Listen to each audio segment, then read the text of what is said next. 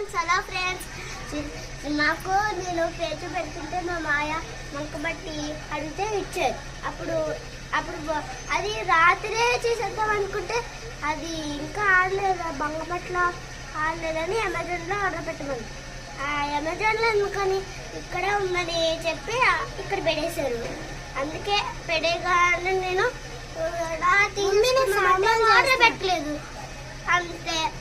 అంతే వాటర్ పెట్టి నానబెట్టే వరకు.